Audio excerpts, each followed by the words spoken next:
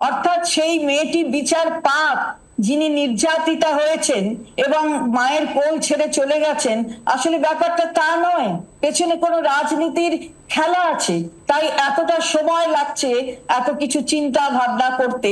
চন্দ্রিমা ভট্টাচার্য ধমকের সুরে যে কথাগুলো বলছেন তাতে একটা জিনিস স্পষ্ট, যে সরকার কি একাধিক কৌশল নিয়েছেন, যে সংবাদ চলবে, সন্ত্রাসও চলবে, ধমক চমকও চলবে, আবার শান্তির বার্তাও চলবে। এই যে কৌশলগত অবস্থানটা, এই অবস্থানটা কিন্তু রাজ্য নিচ্ছে রাজনীতি কৌশলের অংশ হিসাবে। আমি তোমাকে পরিষ্কার বলছি যে রাজ্য সরকার কিন্তু এই সমস্যাটার সমাধানের আন্তরিক নয়। কারণ তুমি জিজ্ঞাসা করতেই পারো কেন নয়। একটি মেল আসলো সিএমওতে ভোর 3:45। আমরা এটা প্রশ্ন করতে চাই যে কোন সিএমওতে কোন মেল 3:45 এই ব্যাপার নিয়ে আসা, এটা কি খুব স্বাভাবিক? নিশ্চয়ই নয়, সবাই মানবেন এটা।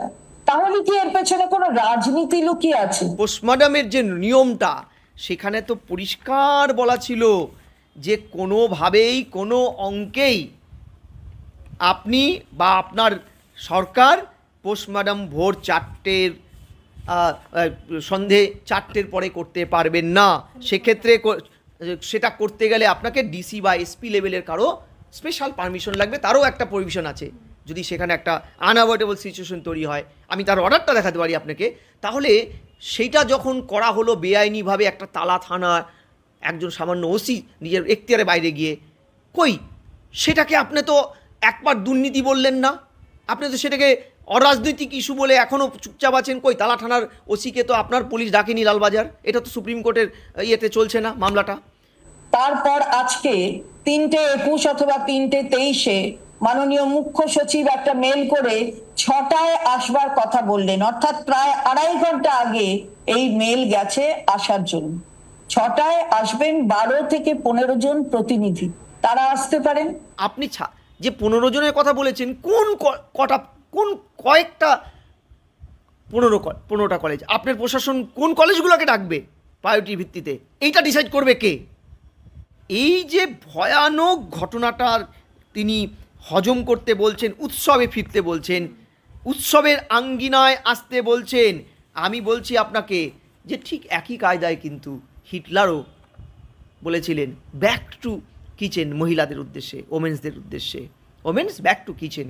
অর্থাৎ শাসক যখন পেরে ওঠে না, তখন আনন্দ ফুর্তি উৎসবে মাতোয়ারা করিয়ে দিয়ে মানুষকে ভুলিয়ে দেওয়ার চেষ্টা করে, গুলিয়ে দেওয়ার চেষ্টা করে। এই সরকারও তাই করছে, আপনি নতুন কিছু করছেন না। যে ইগোটা ছাড়ছেন না কেন আপনি? আমি বলছি আপনাকে বহু তির্যক পোস্টের সম্মুখীন হতে হবে, কারণ আপনি রাজ্যে 13 বছর 14 বছর ক্ষমতায় আছেন, আপনি শোনেননি কারো কথা। আপনি পুলিশ প্রশাসন আপনার দলকে দিয়ে ধমক চমক দিয়ে কার্যসিদ্ধি করেছেন। 14 বছরে বিরোধীদের মেরেছেন, সাধারণ মানুষের তার রাইটস, সংবিধানে 21 নম্বর ধারা তার মৌলিক ধারা, সেটাকে আপনি একদম দুমড়ে মুচড়ে পদদলিত করেছেন। আমি বলছি যখন আজকে আপনি ঠেলায় পড়ে উঠলেনই, তাহলে আজকে না হয় একটু সততা দিয়ে এই প্রশ্নগুলোর সম্মুখীন হন না।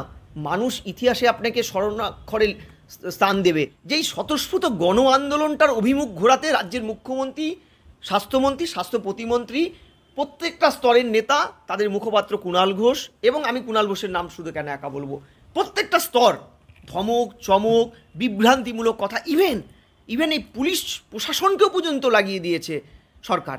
শুধু কি ডাক্তার, প্রত্যেকটা স্তর, বিচারপতি, গতকাল বিচারপতি ডায়মন্ড হারবারে 3জন বিচারপতি সিরিয়াস একটা অ্যালিগেশন এনেছে, এবং তার ভিডিওগ্রাফিতে আমরা সিসি ক্যামেরা দেখছি যে একজন স্বীকার করেছে, ধরা পড়েছে।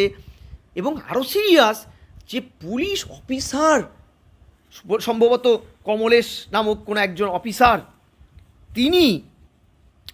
তিনি পর্যন্ত এই এই ঘটনায় অভিযুক্ত। আমি বলছি আপনাকে, দেখুন যে 3জন বিচারক সেফটি এবং সিকিউরিটির দাবিতে চিঠি করছেন, 7 নম্বর পয়েন্টে পরিষ্কার বলছেন safely and security of the judicial officials of the Diamond Harbour are stay and do not feel safe under the state police officers. ভাবুন,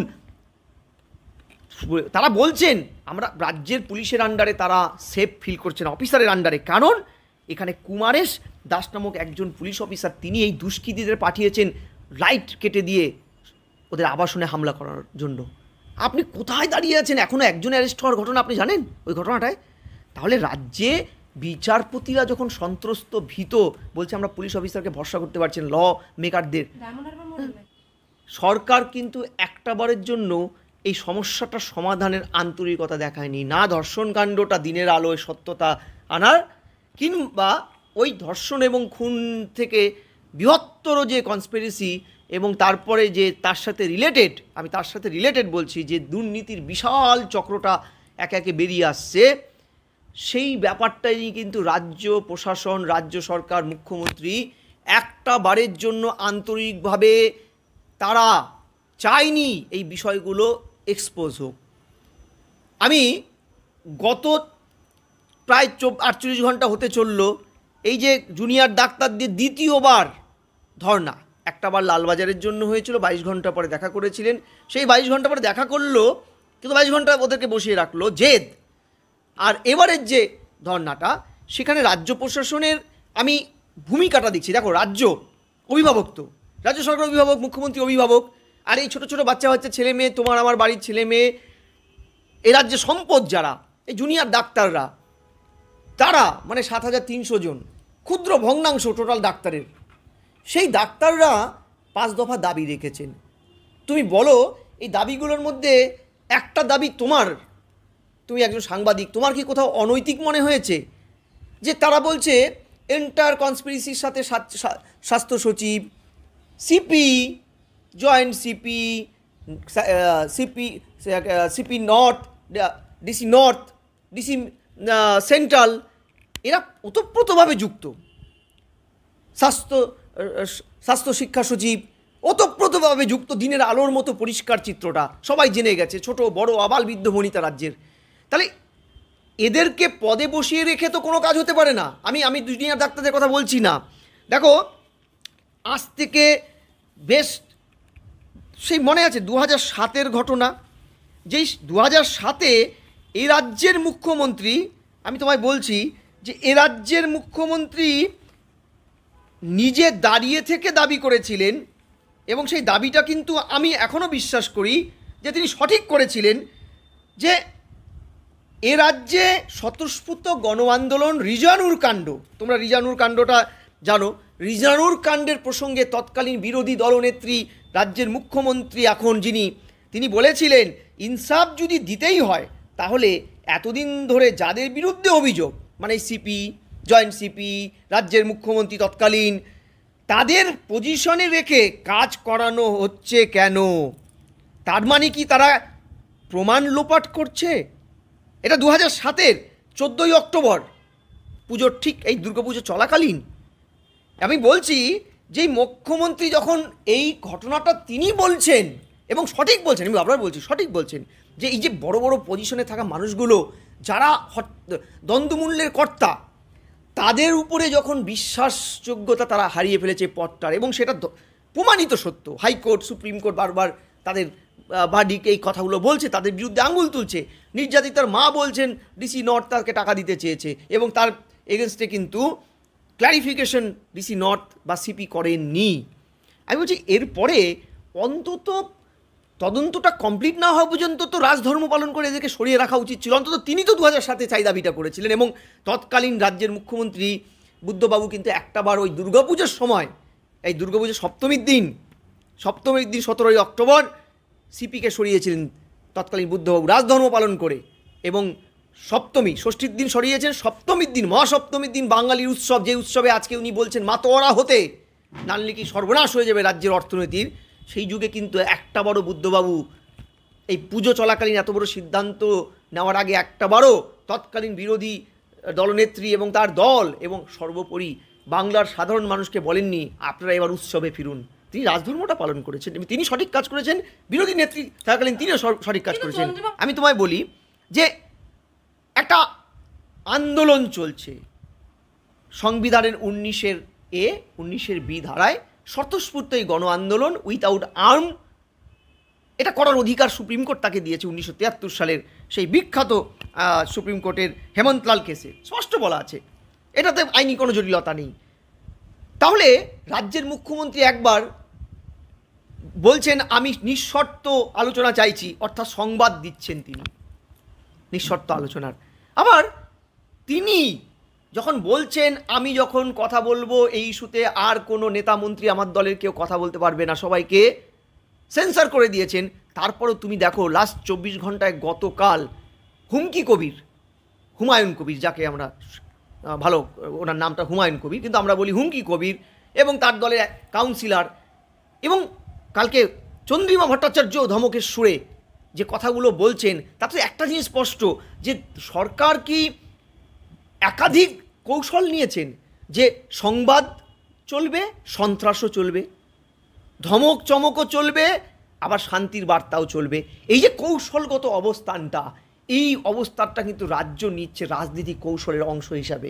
আমি তোমাকে পরিষ্কার বলছি যে রাজ্য সরকার কিন্তু এই সমস্যাটার সমাধানের আন্তরিক নয়। কারণ তুমি জিজ্ঞাসা করতেই পারো কেন নয়, কারণ আজকে যদি শর্ত মেনে, ন্যায্য দাবি মেনে এই মানুষগুলোকে সরিয়ে দিয়ে তদন্ত প্রক্রিয়া তার স্বচ্ছতা আনতে চায় মুখ্যমন্ত্রী, তার আগে যেটা হবে যে একটা বড় চক্র, যে চক্রটার মধ্যে এখন আপাতত বোঝা যাচ্ছে রাজ্যের মুখ্যমন্ত্রী এবং তার দপ্তর এবং আরও অনেক বড় বড় মাথা যে প্রতিদিন যুক্ত ছিল, তারা ভাগ পেয়েছে,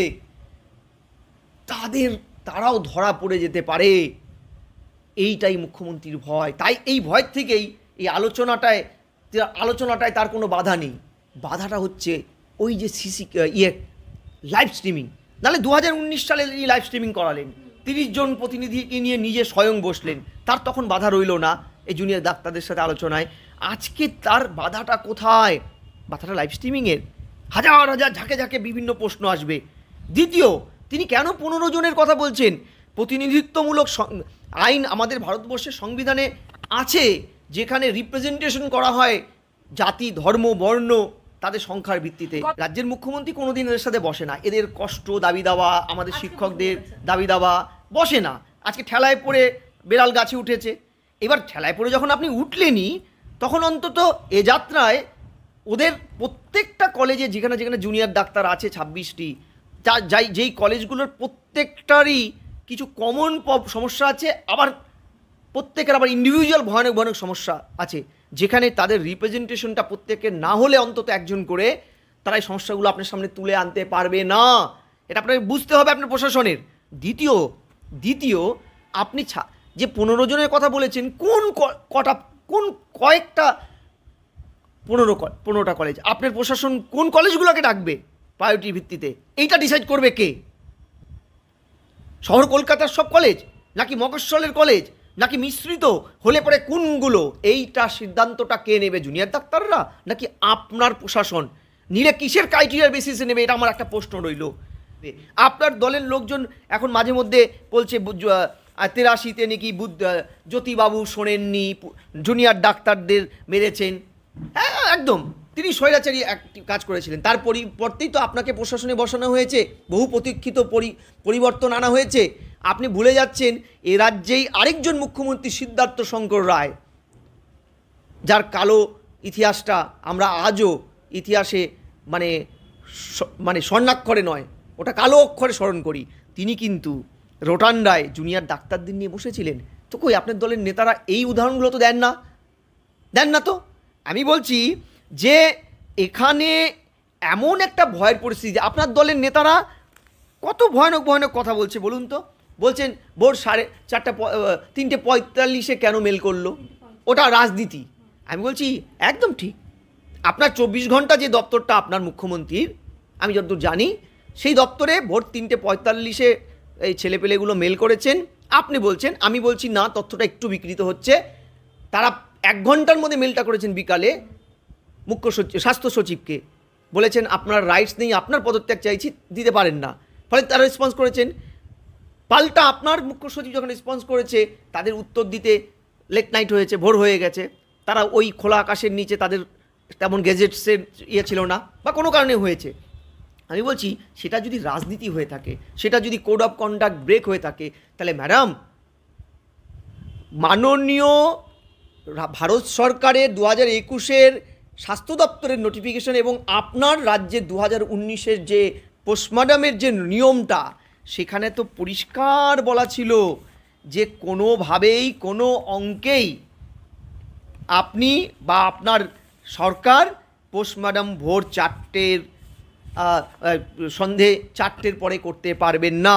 সেক্ষেত্রে সেটা করতে গেলে আপনাকে ডিসি বা এসপি লেভেলের কারো স্পেশাল পারমিশন লাগবে, তারও একটা প্রভিশন আছে। যদি সেখানে একটা আনঅ্যাভয়েডেবল সিচুয়েশন তৈরি হয়, আমি তার অর্ডারটা দেখাতে পারি আপনাকে।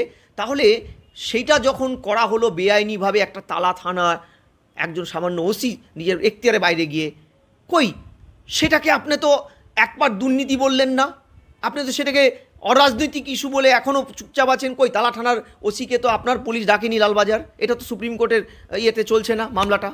আমি বলছি যে এই ধরনের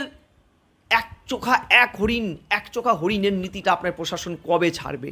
তাকে প্রচণ্ড প্রশ্নবাণের সম্মুখীন হতে হবে বিভিন্ন সমস্যায়, এবং এই অভিভাবক হিসাবে যে তিনি এই প্রশ্নগুলো 14 বছরে শোনেননি, শুনতে চাননি, আমাদের দুঃখ দুর্দশাগুলো, সেগুলো প্রকাশ্যে চলে আসলে সারা পৃথিবীর লোক এই লাইভ স্ট্রিমিংটা যখন দেখবে, তাতে তিনি আতঙ্কিত যে আন্দোলনটা আরও ভয়ানক রূপ না নেয়। শাসক এটাকে ভয় পাচ্ছে। হ্যাঁ, না রেকর্ডিং করা বলা হচ্ছে, দেখবেন আপনি রেকর্ডিংটা হবে, রেকর্ডিং হলেই তারা একটা সার্কুলারে ইয়ে করে দেবে যে রেকর্ডিং আপনাদের তরফে যেটা করা হয়েছে সেটাও বের করবেন না, আমাদের তরফেও বের করা হবে না। আমি বলছি এটা হবে, চাপিয়ে দেওয়া হবে, এবং রেকর্ডিংটা বের করলে দেখবেন আইটি অ্যাক্টে যারা রেকর্ডিংটা ভাইরাল করবে তাদেরকে ডেকে পাঠানো হবে, কেস দেওয়া হবে। এটা হবে, নেক্সট টু নেক্সট এটাই হবে। তাই রেকর্ডিংয়ের চালাকিটা করা হচ্ছে।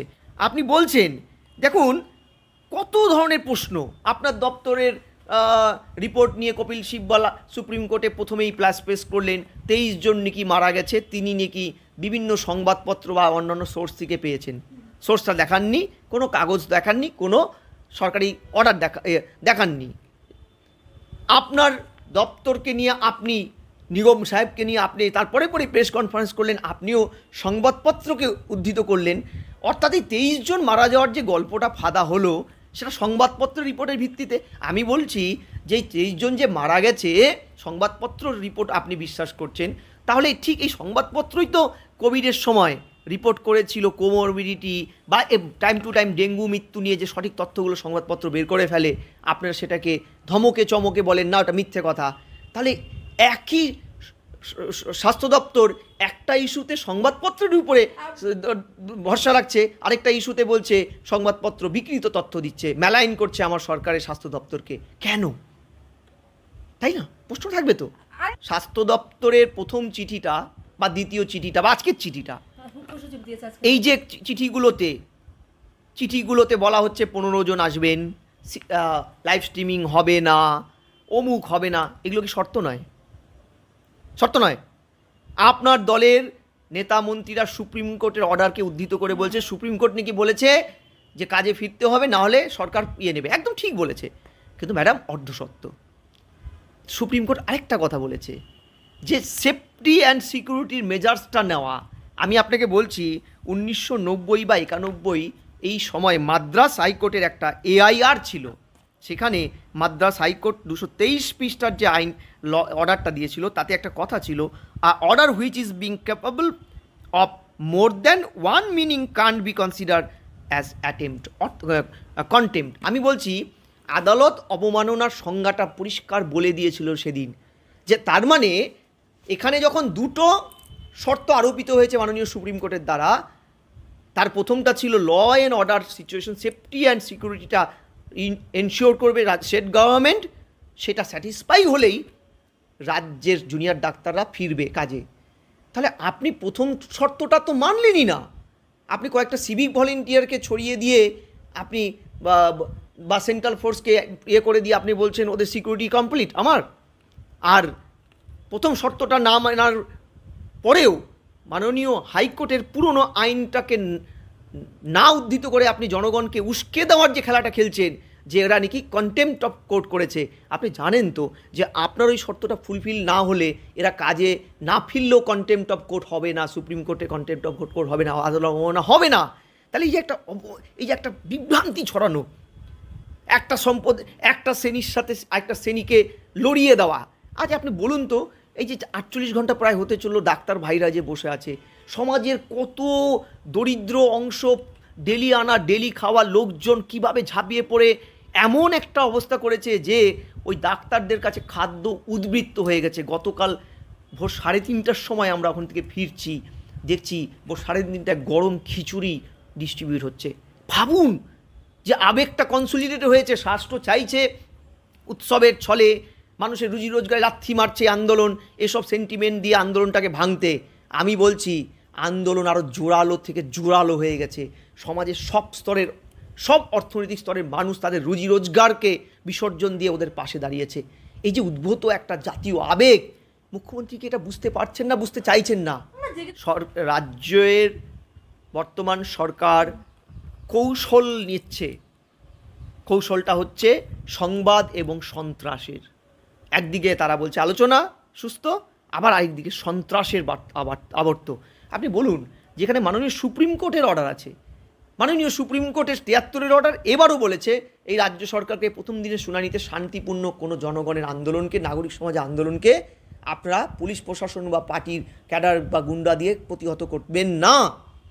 তারপরেও দিকে দিকে যেভাবে এই আন্দোলনগুলোর উপরে আক্রমণ এনেছে, পুলিশ কজনকে অ্যারেস্ট করেছে? মাথাভাঙ্গা, নৈহাটি, বারাসাত, কজনকে অ্যারেস্ট করেছে বলুন দেখি, বলুন। হ্যাঁ, আমি বলছি প্রশাসন এখনো পর্যন্ত হুমায়ুন কবির বা হুমকি কবিরকে কেন ব্যবস্থা নেয়নি?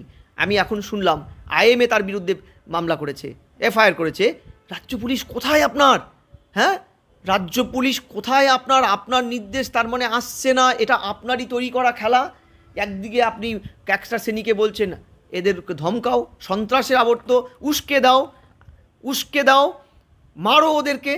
আজকে আরজিকর করে দেব, এই আরজিকর ঘটনার পরে কতগুলো রাজ্যের প্রতিষ্ঠানে এই ধমকিটা এসছে। প্রথম এসছে এই আরজিকর হওয়ার পরে পরে আপনি জানেন যে সম্ভবত এটা মালদা বা বীরভূমে একই কায়দায় আরজিকর করে দেব। এসছে কাজী নজরুল ইউনিভার্সিটির একজন ভিসি, একজন মহিলা স্টাফ নন টিচিং, তাকে বলেছে তৃণমূলের লোকজন আরজিকর করে দেব। আজকে আপনি বলছেন একটা প্রাইভেট হাসপাতাল অ্যাপেলোতে আরজিকর করে দেব। এই যে সংক্রমণটা ছড়াচ্ছে, এত কিছুর পরেও ভয় নেই একটা বড় অংশের। কেন?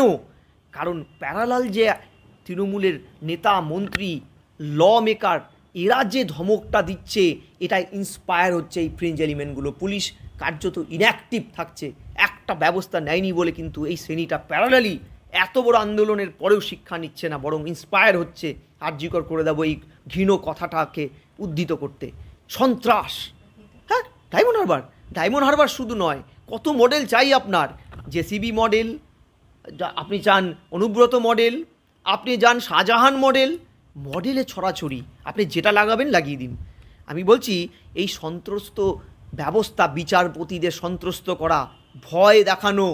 এবং আজকে একটা ডিজিটালে খবর বেরিয়েছে, বা আপনি দেখবেন বিভিন্ন পত্রিকাতে, পস্কো আইন সুলটানোয় ভারতবর্ষের সবচেয়ে পিছন থেকে 1 নম্বরে এই রাজ্য, মহিলা এবং পস্কো যে শিশুদের উপরে যে মামলা নিষ্পত্তিতে। আমি বলছি এই তথ্যগুলো তো সর্বভারতীয় স্তরে বেরোচ্ছে ম্যাডাম, আমাদের বাংলা পিছন দিক থেকে 1 নম্বরে চলে আসছে।